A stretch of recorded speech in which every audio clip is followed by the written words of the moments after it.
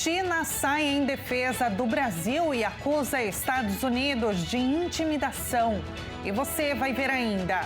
Justificativas para tarifas de Trump sobre o Brasil são insustentáveis, avaliam especialistas. E ainda, criança que caiu de cânion no Rio Grande do Sul é encontrada morta. Essas e outras notícias você confere agora no Redação Hit. Olá, bom dia para você, 11 horas e 30 minutos agora, pelo horário de Brasília. Seja muito bem-vindo ao Redação Hit, edição manhã dessa sexta-feira, dia 11 de julho de 2025. Nós estamos ao vivo e chegamos agora com as principais notícias. A China criticou a tarifa de importação de produtos brasileiros anunciada por Donald Trump. Segundo a porta-voz do Ministério das Relações Exteriores, as taxas não deveriam ser uma ferramenta de coação, intimidação e interferência.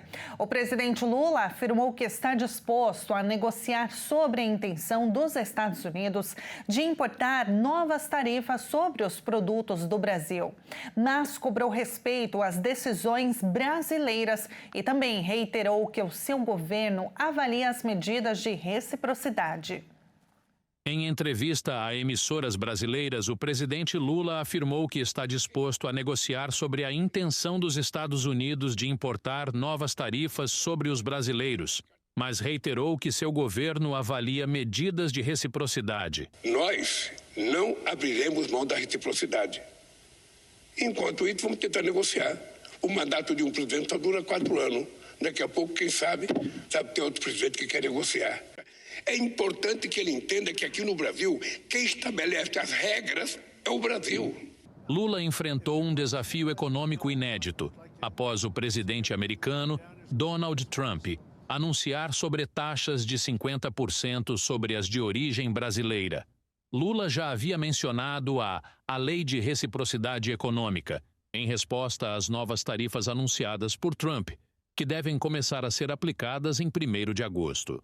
Algumas coisas que um ser humano e um governo não podem admitir. É a ingerência de um país na soberania de outro.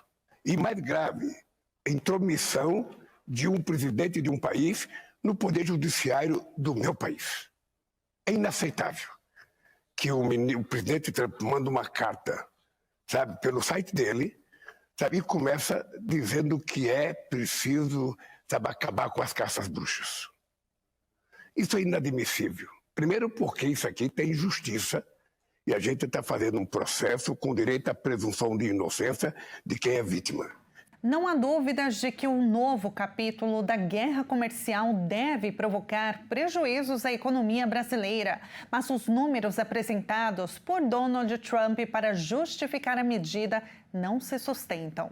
O anúncio do presidente dos Estados Unidos, Donald Trump, sobre a imposição de uma tarifa de 50% sobre todos os produtos brasileiros exportados para o território norte-americano a partir de agosto, surpreendeu diversos setores da economia brasileira e gerou reações imediatas. Na justificativa oficial, Trump alegou déficits comerciais insustentáveis com o Brasil, apesar dos dados históricos mostrarem que os Estados Unidos têm mantido superávites constantes nas trocas bilaterais. Em 2024, o déficit brasileiro com os Estados Unidos foi de aproximadamente 2 bilhões de dólares. Ainda assim, Trump vinculou a nova medida a críticas à condução do julgamento do ex-presidente Jair Bolsonaro no STF, além de associar a decisão à recente cúpula do BRICS realizada no Brasil. A reação do setor produtivo brasileiro foi unânime, sendo considerada como uma medida de caráter político, não econômico. A Confederação Nacional da Indústria classificou a tarifa como uma ameaça à relação comercial histórica entre os dois países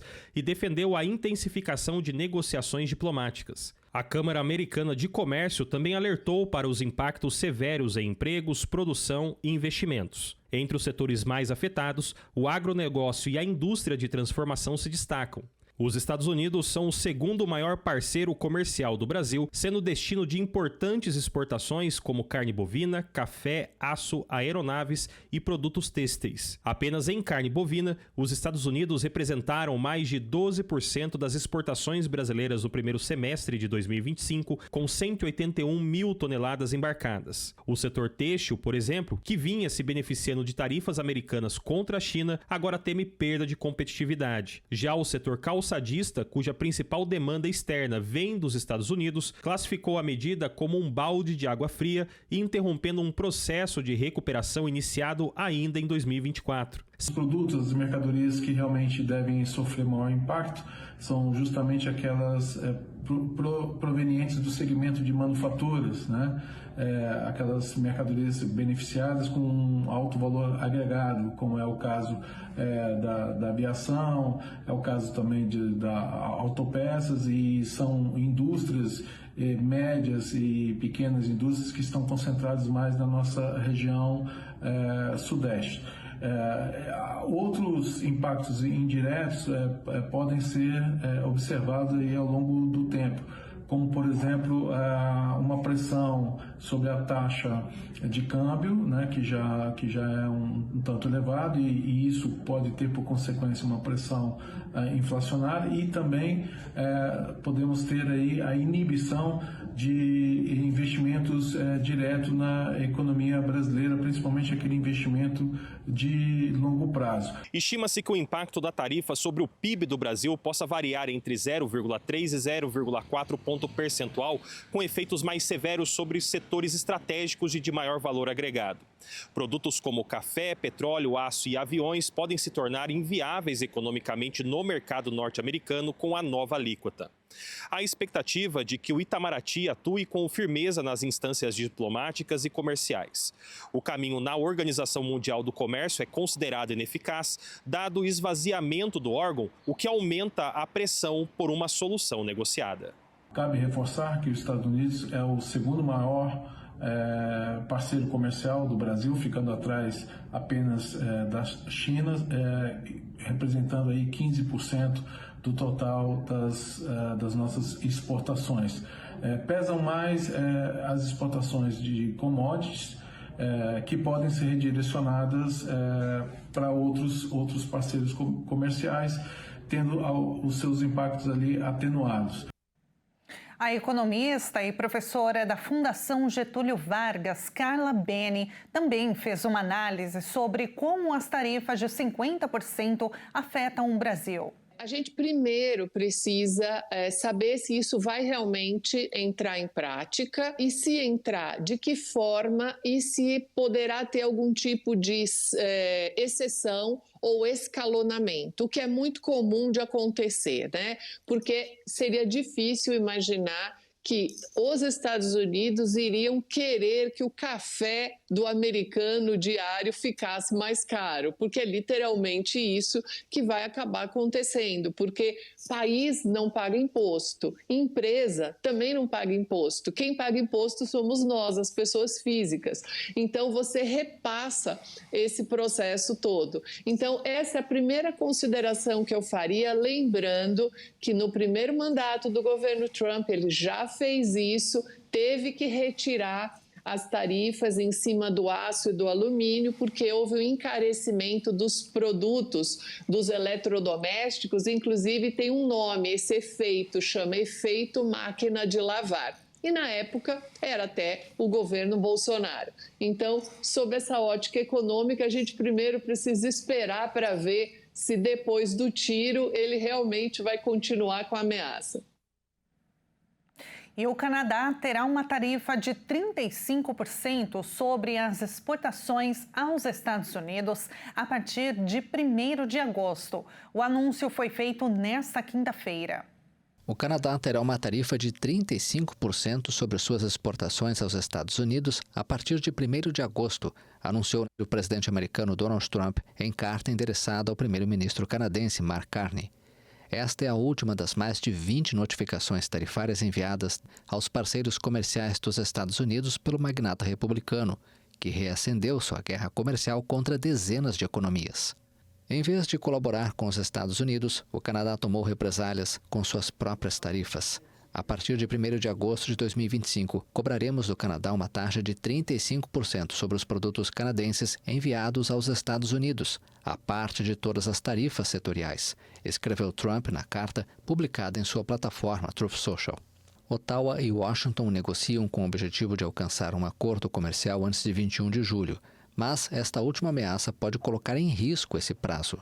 Canadá e México buscam formas de satisfazer Trump para que o acordo de livre comércio que une os 3 países norte-americanos, conhecido como TMEC, possa voltar aos trilhos. O presidente Luiz Inácio Lula da Silva anunciou nesta sexta-feira que o INSS vai começar a devolver no dia 24 deste mês os valores descontados indevidamente de aposentadorias e pensões. O pagamento será feito em parcela única com correção pela inflação. Poderão aderir ao acordo de ressarcimento proposto pelo governo federal. A medida que visa reparar os prejuízos causados por cobranças não autorizadas entre março de 2020 e março de 2025 permitirá que os valores sejam devolvidos aos beneficiários sem a necessidade de ações judiciais. O processo de pagamento começará em 24 de julho e será realizado em parcelas únicas, respeitando a ordem cronológica de adesão. Quem aderir ao primeiro acordo receberá o ressarcimento mais rapidamente. A adesão poderá ser feita digitalmente por meio do aplicativo Meu INSS ou presencialmente em qualquer agência dos Correios. O processo de adesão é gratuito e não exige envio de documentação adicional. Após a confirmação da adesão, o valor será automaticamente depositado na mesma conta bancária onde o benefício é normalmente creditado. Quem pode aderir a esse acordo a partir de amanhã? Aqueles aposentados e pensionistas que já questionaram e não obtiveram qualquer resposta da entidade. Já os aposentados que obtiveram respostas das entidades permanecem com seus casos em análise, por isso não estão nesse momento incluídos no lote inicial de pagamentos. A medida também contempla os beneficiários que optaram por entrar com ação judicial e ainda não receberam os valores. Nesse caso, será necessário desistir formalmente do processo judicial em troca do acordo administrativo. O governo, por sua vez, se compromete a pagar 5% dos honorários advocatício em ações individuais antes de 23 de abril de 2025. O financiamento dessa operação será viabilizado por meio de um crédito extraordinário estimado em cerca de 3 bilhões de reais. O ministro Dias Toffoli, do STF, autorizou que os pagamentos sejam feitos fora do limite de despesas estabelecido pelo novo arcabouço fiscal e da meta de resultado primário. Dessa forma, o gasto não será computado na meta fiscal do ano, que é de déficit zero, com uma margem de tolerância de 0,25% do PIB. A edição da medida provisória para viabilizar o crédito extraordinário será de responsabilidade do governo federal, que considera a ação como resposta emergencial para reparar fraudes que afetaram milhões de beneficiários do sistema previdenciário. Segundo o ministro da Previdência Social, Volney Queiroz, o episódio serviu como lição para melhorar todos os processos da Previdência. Então vamos usar todas as lições que duramente tivemos nesse episódio para refazer todos os processos, para construir e refazer e reconstruir diante da sociedade a credibilidade do INSS e da Previdência Social. Previdência Social, que é uma instituição centenária, que é um patrimônio do povo brasileiro, que é o maior sistema de proteção social do planeta. E veja a seguir, criança que caiu de cânion no Rio Grande do Sul é encontrada morta. E agora na sua tela, a câmera ao vivo da cidade de Vitória, no Espírito Santo, 23 graus neste momento, céu encoberto. Nós voltamos já.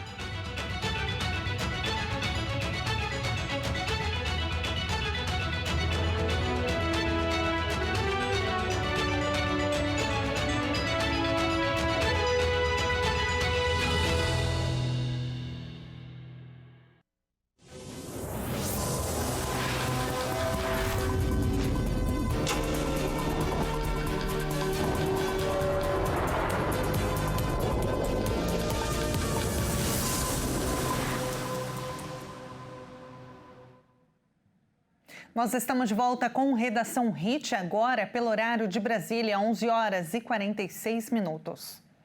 Uma criança de 11 anos morreu ao cair de um mirante do cânion Fortaleza, na Serra do Rio Grande do Sul.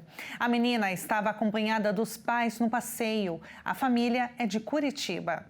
O Corpo de Bombeiros identificou a criança que caiu de um mirante do cânion Fortaleza, no Parque Nacional da Serra Geral, em Cambará do Sul. Bianca Bernardon Zanella, de 11 anos, foi encontrada sem vida pelas forças de segurança que trabalhavam no resgate cerca de 10 horas depois da queda. Às 11 da noite, o corpo foi retirado do cânion 70 metros abaixo do local da queda. Segundo o secretário de Turismo de Cambará do Sul, Andrews Moore, Bianca, que era autista, estava acompanhada dos pais no alto do mirante. A família é de turistas de Curitiba, no Paraná. Ele contou que quando eles se deslocavam para sentar em um banco, ela teria saído correndo. O pai tentou alcançá-la, mas ela caiu antes. No ponto, não há nenhuma cerca de proteção. A Polícia Civil instaurou o inquérito e vai apurar as circunstâncias da morte da criança. O presidente Lula postou nas redes sociais lamentando o ocorrido. Ele afirmou que a morte o comoveu profundamente e manifestou solidariedade aos familiares da menina.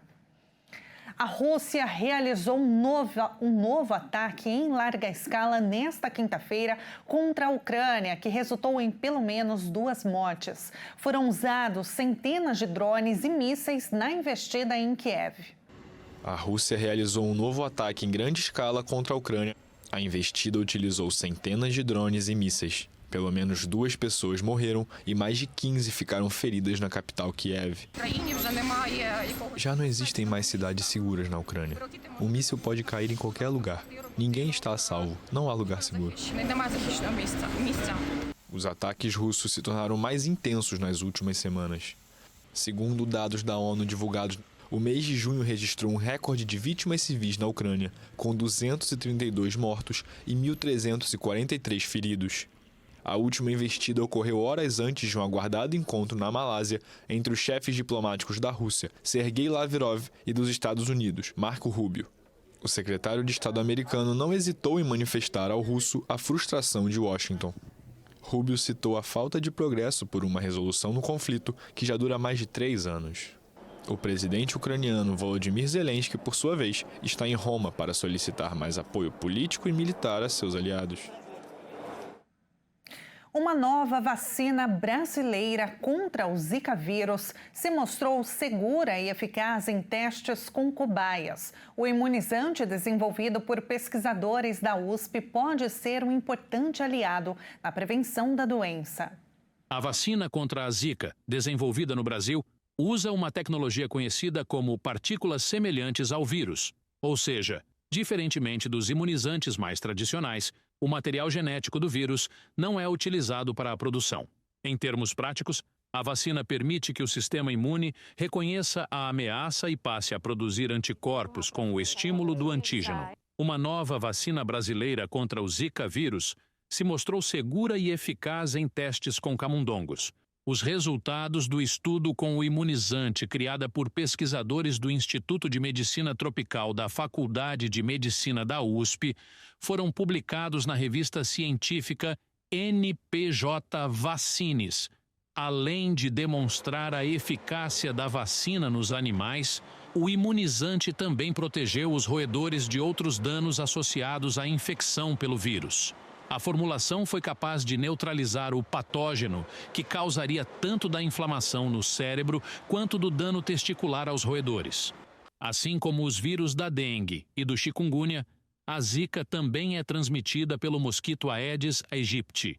A prevenção segue as mesmas regras aplicadas a essas doenças. Como evitar a água parada, que os mosquitos usam para se reproduzir, é a principal medida.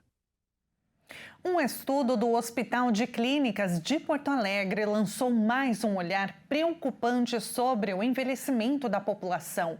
O mal de Parkinson, que hoje afeta 500 mil brasileiros, pode dobrar até 2030, se não forem tomadas medidas preventivas contra a doença. São quase 10 anos vivendo com Parkinson. Vera estava com 55 anos quando descobriu a doença. Para mim foi um susto. Não tem ninguém na minha família que tenha Parkinson. Com o tempo, eu fui perdendo equilíbrio. Caía, do nada eu caía. E ia, se estivesse parada assim, conversando com ele, virar, puf, chão. Eu deixava as coisas cair, tinha dificuldade de ficar segurando as coisas. Um estudo da Universidade Federal do Rio Grande do Sul e do Hospital de Clínicas de Porto Alegre revelou que mais de 500 mil brasileiros com 50 anos ou mais vivem atualmente com a doença. No entanto, o número pode dobrar até 2060. Eles observaram essa prevalência que progressivamente ela vem aumentando. Então, a projeção a cada ano se observa um crescimento dessa prevalência, né? Então, a estimativa é que daqui a 20 anos a gente vai ter o dobro de pacientes com Parkinson. O desafio principal é conseguir dar atendimento para toda essa população e a gente tem que pensar que isso dobrando, a gente tem que ter um planejamento, né, em saúde para dar conta dessa demanda que vai aumentar. O estudo analisou pessoas com 50 anos ou mais em todas as regiões do Brasil. O envelhecimento populacional é um dos principais impulsionadores desse crescimento e homens devem ser os mais afetados, segundo o levantamento. O Parkinson é uma doença neurodegenerativa que afeta os movimentos do corpo. É caracterizada por tremores, rigidez muscular, lentidão e desequilíbrio. E a maior parte dos diagnósticos aparece já tardiamente, o que acarreta ainda mais esse cenário preocupante. O tratamento do Parkinson é a reposição da substância que falta. No início do tratamento, isso é relativamente fácil de atingir, né? A gente, com pequenas doses da dopamina, né, que é a levodopa, que é o medicamento que a gente usa, o paciente fica muito bem. Isso é uma questão até do diagnóstico precoce, porque o paciente responde muito bem ao tratamento. Mas às vezes chega um ponto que ele não tem uma qualidade de vida adequada, que ele fica meio numa montanha-russa, né? Melhora, piora, né? Fica travado, às vezes tem alguns movimentos involuntários, e isso representa uma perda importante de qualidade de vida. E hoje a gente tem uma das ferramentas do tratamento é a cirurgia do Parkinson, né? Que é um implante de eletrodos profundos que estimula um determinado núcleo no cérebro e faz com que o paciente se mantenha mais estável, né? Com melhor controle dos sintomas motores. A gente tendo fé, consegue ter equilíbrio, pode ter uma vida normal, com limitações, mas dá para viver. E agora, só fazendo uma correção, a pesquisa aponta que os casos de Parkinson podem dobrar até 2060 e não até 2030, como eu disse anteriormente. E agora, no Redação Hit, nós vamos conhecer Gramado, uma cidade bem charmosa no Rio Grande do Sul.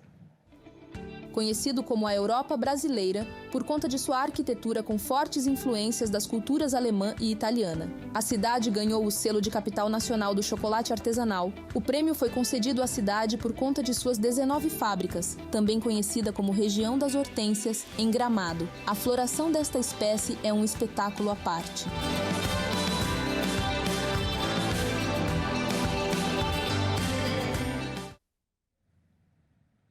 E vamos agora abrir a nossa câmera ao vivo para essa cidade gaúcha tão linda, 18 graus neste momento. E olha, Rio Grande do Sul, localizada no Rio Grande do Sul, aliás, na Serra Gaúcha, essa cidade simpática, Gramado, já conquistou o coração de muitos turistas ao longo dos anos, com chalés alpinos, muito chocolate quente e a gastronomia maravilhosa. Ao longo da história, o município foi colonizado por 3 povos diferentes, alemães, italianos e portugueses. E aí toda essa mistura resultou em uma diversidade de culturas, tradições e características peculiares. E com essas imagens, nós encerramos esta edição com o céu de Gramado neste momento. Muito obrigada pela sua companhia, uma excelente sexta-feira para você, um ótimo final de semana.